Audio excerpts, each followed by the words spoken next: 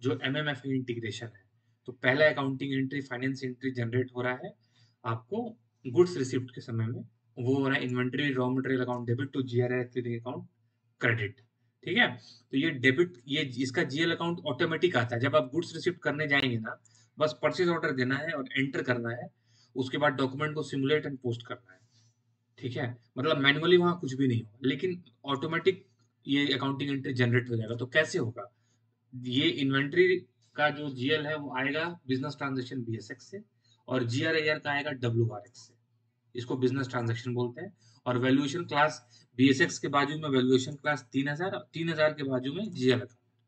वही वो जो GL account inventory raw material का यहाँ पे ऑटोमेटिक उसको लाने में ट्रिगर करेगा। उसी उसी उसी के जैसा डब्ल्यूआरएक्स वैल्यूएशन क्लास, और डब्ल्यूआरएक्स का हम जीएल लगाएंगे वैल्यूएशन क्लास के साथ, तो फिर यहाँ पे जीआरआर का जो है जीएल अकाउंट भी आ जाएगा।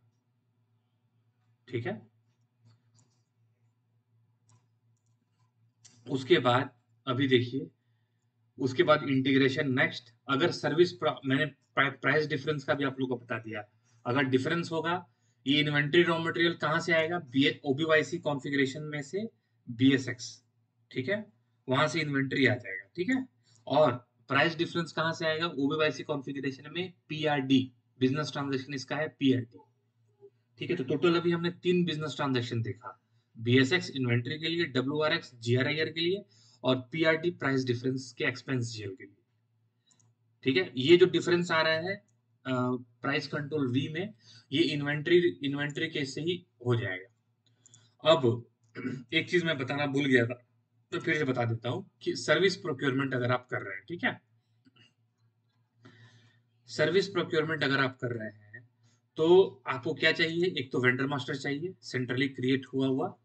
आपको यहाँ पे आपको मटेरियल मास्टर नहीं चाहिए, आपको क्या चाहिए, सर्विस मास्टर चाहिए। ठीक है, फिर आप परचेज ऑर्डर क्रिएट करेंगे।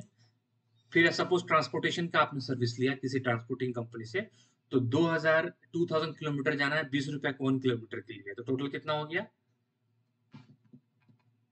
टोटल हो गया आपको उसको कितना पेमेंट करना है, 40,000, राइट, 40,000 को पेमेंट करना है। अब वहां पे गुड्स रिसिप्ट नहीं ले रहे हैं आप, एक तरह से एक तरह सर्विस रिसीव कर रहे हैं आप, राइट। तो सर्विस एंट्री शीट उसको बोलते हैं, सर्विस रिसिप्ट नहीं बोलते हैं, सर्विस एंट्री शीट बोलते हैं। अगर आप सर्विस को परचेज कर रहे हैं परचेज ऑर्डर के प्रोसेस से, पी टू पी प्रोसेस से, तो वहां पे गुड्स रिसिप्ट की जगह सर्विस एंट्री शीट होता है। इसका टी कोड ML81N है। यहाँ पे अब अकाउंटिंग एंट्री क्या होगा, सर्विस अकाउंट, सपोज ट्रांसपोर्टेशन का सर्विस ले रहे हैं, ट्रांसपोर्टेशन सर्विस अकाउंट डेबिट, यहाँ जीआरआईआर की जगह एसआरआईआर क्लियरिंग अकाउंट क्रेडिट हो जाएगा। अब देखिए, एसआरआईआर हो या जीआरआईआर हो, डब्ल्यूआरएक्स से तो आ जाएगा। अब ये जो एक्सपेंस है, ये कहाँ से आएगा,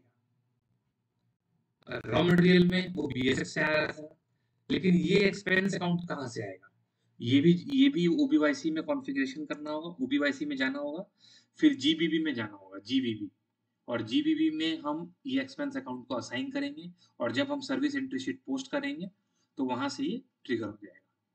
ठीक है, ये उसके बाद सेम प्रोसेस है, इनवॉइस एंड पेमेंट। तो मतलब चार ओबीवाईसी में 4 चीज यूज हुआ, बीएसएक्स इन्वेंट्री के लिए, डब्ल्यूआरएक्स जीआरआईआर और एसआरआईआर के लिए। ठीक है, उसके बाद हमने देखा क्या, प्राइस डिफरेंस के लिए पीआरडी, और सर्विस, अगर सर्विस को पीओ को प्रोसेस से कर रहे हैं हम, तो सर्विस एंट्री शीट में जो भी एक्सपेंस होगा उसे हमें लगाना पड़ेगा ओबीवाईसी में, जीबीबी में। बस यही इंटीग्रेशन है, यहीं से ही इंटीग्रेशन होता है। इतना ब्रीफ